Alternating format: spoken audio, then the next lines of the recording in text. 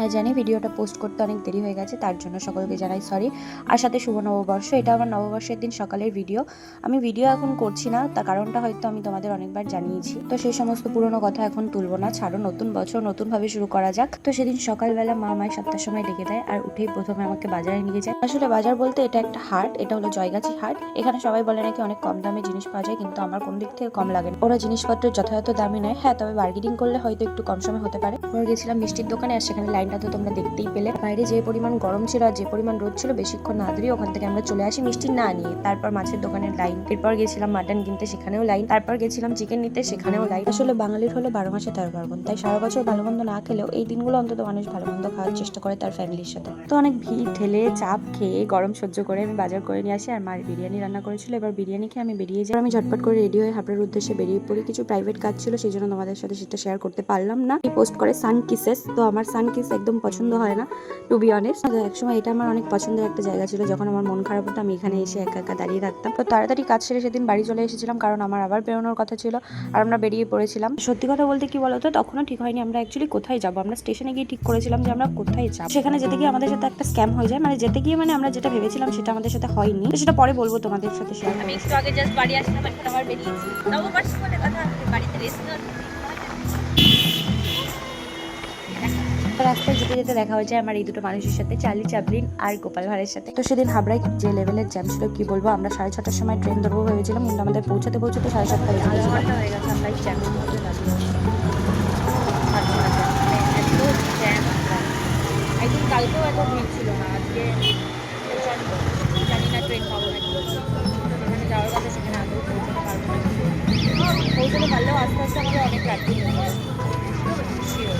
দেখো জাস্ট ভিড়টা দেখো কেশব জুয়েলার্সের সামনে। আই থিঙ্ক সেদিন ওখানে কোনো অফার চলছিল বা কিছু চলছিল, যার জন্য এত ভিড় ছিল। দোকানের সামনে তো লাইন পড়েছিল, তাছাড়া দোকান ছাড়িয়ে পাশে একটা গলি ছিল, সেই গলির ভিতরে পর্যন্ত লাইন ঢুকে গেছিল। লাইন কেশব জুয়েলার্সে আজকে মনে অফার চলছে, প্রত্যেক বছর কেশব জুয়েলার্সে একটা অফার চলছে, সেই জন্য জামা খোলা হচ্ছে এখন। এই যে কাজের মাসি জামা পরে এসেছে, সেই জন্য এটাকে স্লিভলেস করা হচ্ছে।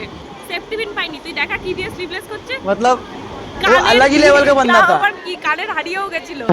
ওরা সবাই বলেছে যে ওরা সিম্পল বাড়ি কুর্তি পরে আসবে, বিশেষ করে ওই মোটাটা। সেটা কি এই যে ও এইরকম, ও ও দেখো ওই যে বলেছিল ও একদম ঝিকর ঝাকর পরে এসেছে, আর আমি আমাকে পুরো ভিখারি ভিখারি লাগে।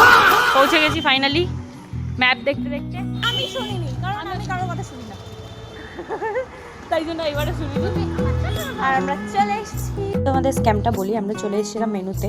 তো এখানে আমরা গুগলে দেখছিলাম যে মেনুতে লেখা ছিল ক্যাফে অ্যান্ড রেস্টুরেন্ট। তো আমরা ভেবেছিলাম ক্যাফে হবে হয়তো, আমরা গিয়ে প্রথমে চাটা খাবো, তারপরে মেন কোর্সের দিকে যাব।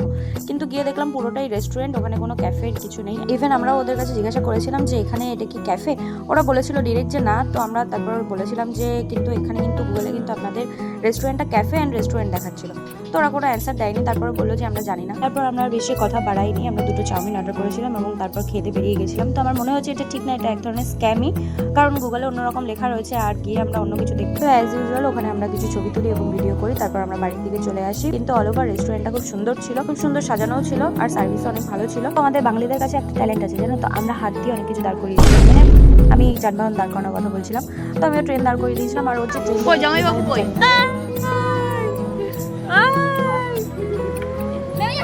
এই হাই দেখা, হাই দেখা কাকু, হাই হাই করো, হাই করো, মেশো মেশো, হাই করো।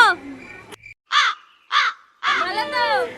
আরে দিদি এর ফিল্ডিং সেট, টাটা।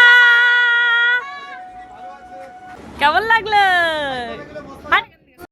যাই হোক, পয়লা বৈশাখে সারাদিনটা আমার এইভাবেই কেটেছে। অনেক দেরি হয়ে গেছে, তবুও আরো একবার সবাইকে শুভ নববর্ষ জানাই। তোমাদের পয়লা বৈশাখ কেমন কাটলো আর কোথায় কোথায় ঘুরলে সবাই অবশ্য করে আমাকে কমেন্টে জানিয়ে দেবে। 6টার সময় বেরিয়েছিলাম, এখন বাজে 10টা। এখন আমরা চলে এসেছি বাড়িতে ফাইনালি।